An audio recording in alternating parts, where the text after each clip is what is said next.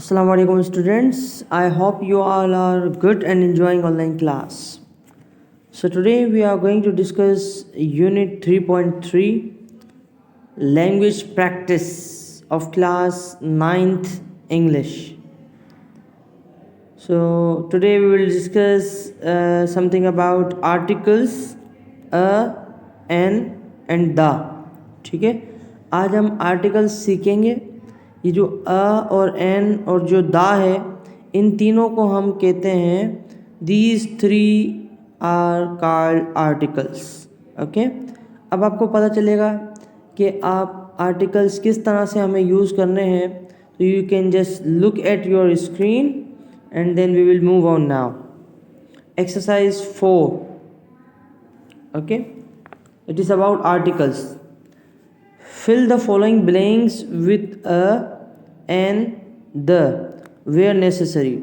Remember that a or an are used with countable singular nouns and the is used in a number of places.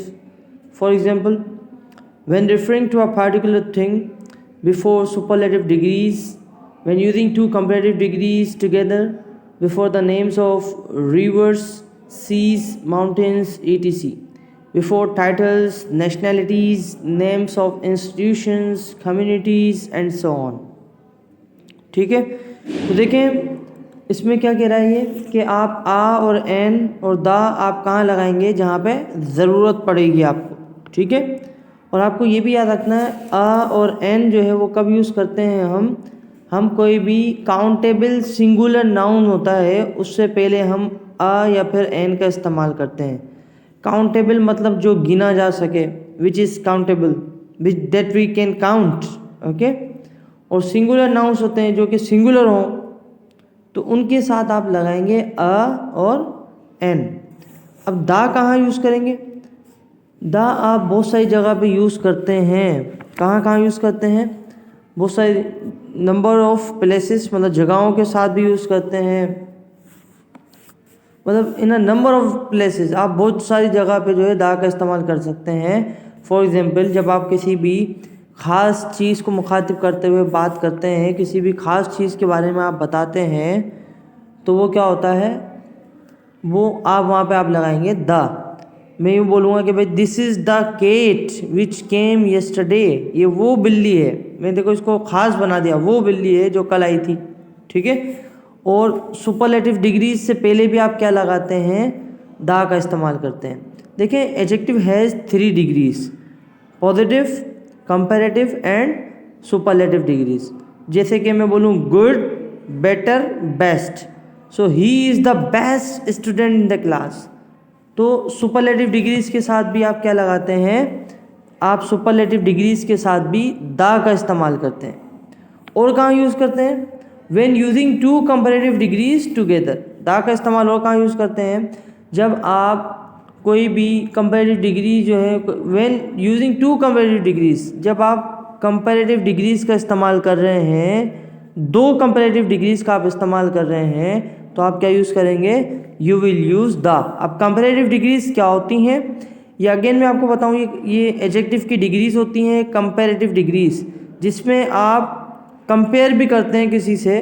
ठीक है, और जब आपको 2 लगाने होते हैं तो आप कंपैरेटिव डिग्रीज इस तरह से बोल सकते हैं, the more you learn English the more you improve. देखिए यहाँ पे मैंने दा लगाया, क्यों? क्योंकि मोर जो है यहाँ पे कंपैरेटिव डिग्री है। The more you learn English, आप जितनी ज़्यादा इंग्लिश सीखेंगे, द मोर यू इम्प्रूव, उतनी ज़्यादा आप इम्प्रूव करेंगे। तो ये क्या हो गई, ये कंपैरेटिव डिग्री हो गई।